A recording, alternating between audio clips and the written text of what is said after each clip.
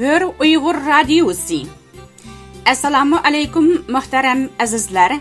Hammalarga Hör Uyghur Radiosidan salam. Hörlük suyar Uyg'urlarning radiosidan salam. Hör Uyghur Radiosi 2004-yili marhum kompozitor Al O'g'li Kurash Kusan apandimning bevosita yetaklashida Shvetsiyaning Eskilstuna shahridan Uyg'urcha anglatish boshlab, toki marhum apandimning tuyuqsiz vafotiga qadar nurg'un nadir asarlarni elga sungan edi.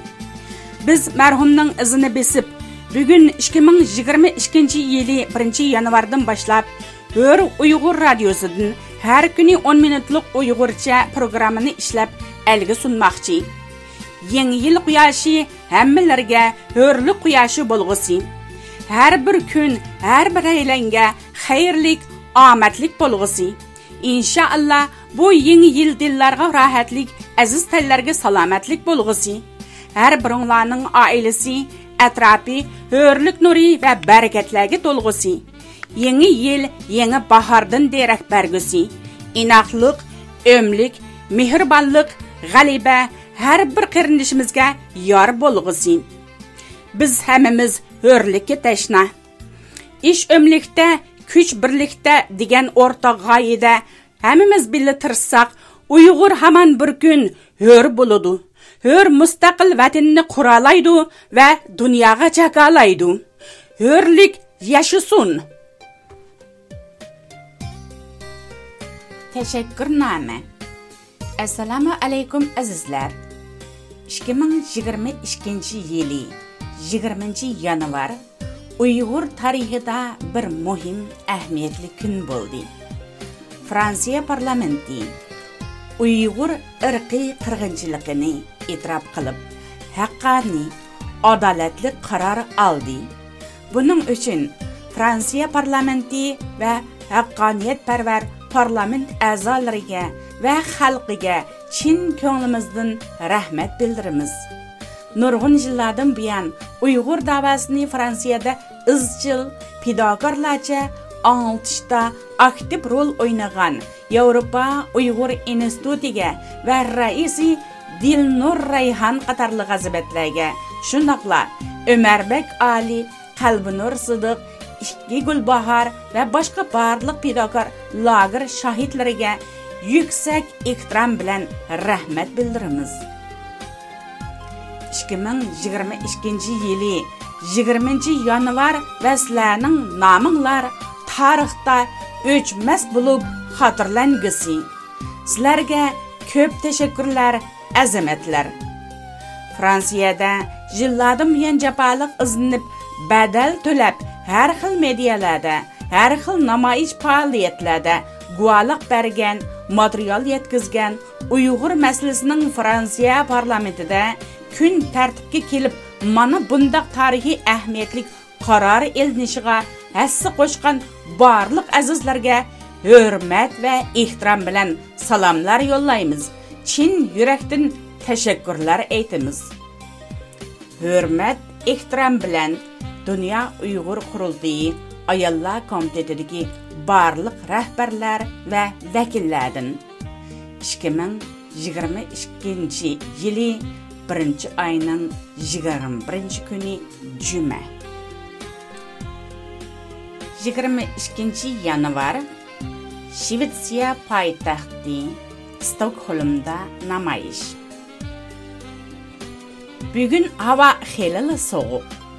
Yer zamin appa qor bilan qoplangan, lekin yerim ochiq osmonda porlagan kun insonga umidvorlik baxsh etadi. Namoyish boshlanishga ozlik qolganda biz Sergil Storyga yetib kelgan edik. Bugun yana Akbarjon va Ayimsagul fidokorlik qilib mashina bilan namoyish maydoniga yetkazdi. Salqin ayning namoyishga jasoratlanib chiqishi bek xo'sh qildi.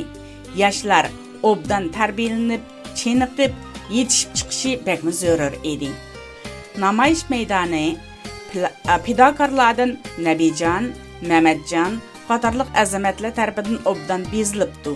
Vatanimizning ay yulduzliq ko'k bayrog'i va Xitoydagi qishliq olimpikni boyqutlash to'g'riliq logolar tizilibdi. Gerçi hava bekli soğuk bo'lsa-mu, lekin birdamdila qarindoshlar taraf-tarafdan kelib namoyish sepimizga qo'shildi. Ko'pchilik o'zaro qizg'in salomlar va ahvol so'rashdi bo'lgandan keyin namoyish rasmiy boshlandi.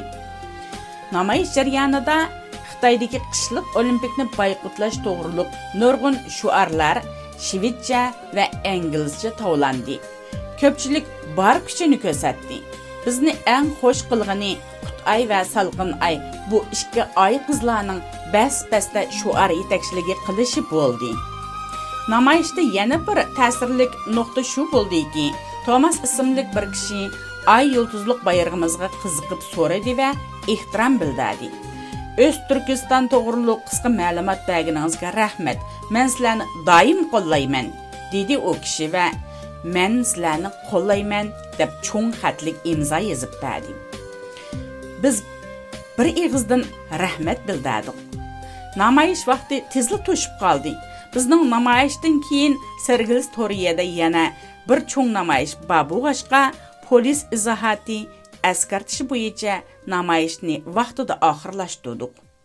Namoyish qatnashchilariga bir-birlab rahmat bildirdim. Bo'libmi so'g'uqdan mangzilari onardek qizargan bo'lsa-mu, ammo ruhi jo'sh urib turgan yoshlar va bolalarga alohida tashakkurlar dedim chin dilimdan. Ular alvatanning eng cho'ng umidi, kelgusining sarxillari. Xo'shlashish davomida yana bir qancha tajribalik akademik qarindoshlarning intayin muhim va o'rinli taklif va maslahatlarini anglab bek mamnun bo'ldim. Bugungi namoyish intayin mazmunli, rangdor, ahamiyatli o'tkazildi. Assalomu alaykum muhtaram azizlar. Uyg'ur xonim qizlari o'zining chivar qo'llari, jonlari, tanlari, tarlari, shoni mali barligi badliga al-vatan milliy mavjudlik uchun eng zo'r badallarni to'lab kelmoqda. Ular asli ayolg'uchi, astralg'uchi millatning gavdasining qurg'uvchilari edi. Shundaq Uyg'ur xonim qizlari tarixdagi Umay ana, Ayxon ana, Shohlar saltanatiga husn va ma'no qo'shgan Aman Nisaxon jasoratlik nuzgum ruhlarni vujudiga mujassamlagan farosat va go'zallik kanidir. Ular millatning bir butun gavdasini, ul asosini qurg'uvchilardir. Ajdodni avlodga ulashtiruvchilardir. El-vatanning iffati, shuhrati, shavkati, joni va sabxonidir. Ular yiqilganni yo'ligichi, bolajon sabilarni beshiklarga bo'ligichi, safarlarda talg'onlarga yulindigan yemirilmas oltin tuvrik, o'tidiganlarga qimmatlik, e'tiborlik xon kovrigi, jon kovrigi, oltin kovrikdir. Ular uylarda jonlarga jonon, ilhamlarga qaynam, janggohlarda albaxti uchun ko'krigini o'qqa tutgan Rizvangul, raqiblarni titratgan Tumaris, ar nomusini qo'g'digan Batur Nuzugum, zolim shohlarga bosh egmas ishpar xonlardir. Ular Mahmud Qashqari, Yusuf Xas Hajib, Ahmad Yuknaki, Farabi, Navoiy qatorliq yetuk olimlarga, Saidxon, O'g'izxon, Bug'raxon, Atillahon kabi Arslan Shohi sultonlarga ona bo'lgan aziz jonlardir, shirin jonlardir, dilbar jonlardir.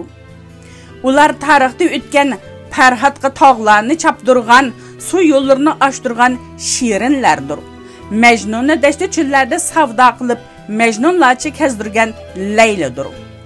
Tahirni sanduq ichra aqtirgan Zuhra jonlardir. Saidni suygidan savdoyi etgan Rabiyadir. G'arbni Bag'dod yo'llarida oshiq naqshisi tovlatqizgan Sanam jonlardir. Ular zulm sistemlarga tez pukmas, zolimlar asartik bosh egmas, po'lat jonlardir, oltin jonlardir, fidokorlardir, dilbar jonlardir. Ular texi yaqindilar Xitoy tajovuzlarining chish tirnog'icha qurollangan bandit askarlari oldiga shirdak hurkirab, mardonlarcha etilgan ko'k maykiliq ay çolpan, yeşil çapan gül pərilərdir. Kim deydi ularını aciz deb? Ular şundaq cesaretlik, batur, uluq, acı sığınlardır, hemşirlərdir, anılardır. Zamanımızdaki malını, kan tərini, avladı təqdirini, barlığını el vatan üçün bedel kılıp tülegen Rabia analardır ve minglap analardır. Öz perzentlerine, qeyrindaşlarına acayip mihriban, mihri güllerdir. Dava sepedeki davransız duldul, kalbi nurdumu yoruk, kalbi nurlardır. Vatan davası da vücudu ot bulup yangan vicdanlık yürügi zumratlı süzük zumrat davutlardır. El derdini dünyaya anıltışta dövlətlər ara uçup tinimsiz bulbuldek sayırğan sayıra güllərdir. Zalim Xitay tacavuzçılarının muqaddas vətənimizdə yürgüzüvatqan ırqi qırğınçılığını, zulüm zindallarda xalqımız tatıvatqan xorluqlarını dünyaya yeyişdə cesaretlik Qaysar, Bahadır, Tursun ayladır. Muhacirətdə muzluğan dillərə ümittin nur ve bahardak illiqliq taratqan ismi, çehri, yüreği güzel bahar güllerdir, gül baharlardır. Netçimin kişilik namayış teşkillep, Parijni kök bayrak hüsnü bilen pürkep, zinnetlep, Fransiyani zilziligi salgan ve Fransiya parlamentida irqi qirg'inchilikni e'tirof qildirgan fidokor Dilnur Reyhanlardir. Ular öz mavjudligi, chivar hunar san'ati, har xil sarxil mahoratlar bilan vatan bag'rini bayashatlantirgan rangdar chimenlar, g'unchi gullar, sumbul laladir. Shundaq Uyg'ur xonim qizlari aql farosatda, chidam g'ayratda, ilham talantda, ijodiyatda, güzellik latafatda, baturluq shijoatda dunyodagi başqa el millet xonim qizlardan hech qilishmasdir. Ular insoniyat dunyosiga talantidan nur chachquchilardir. Hech bo'lmasa tamchi sunğuchilardir.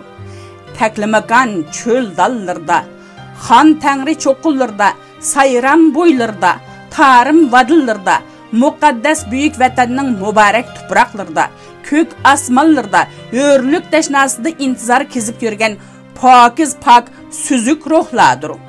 Dünyanın her qaysı joylaridan tağ davan, daryo okean atlab vatan millet üçün fidokor bo'layotgan azimatlardir. Xonim qizlarimiz ashu pak ruhlarning jasoratlik bahodir tirik shohidlaridir, töhfakorlardir. Ular eng ali ehtirom, mukofot, maqtash salomlarga loyiqdir. Salam sizlarga ey millatning, elning fidokorlari, gül pəriləri.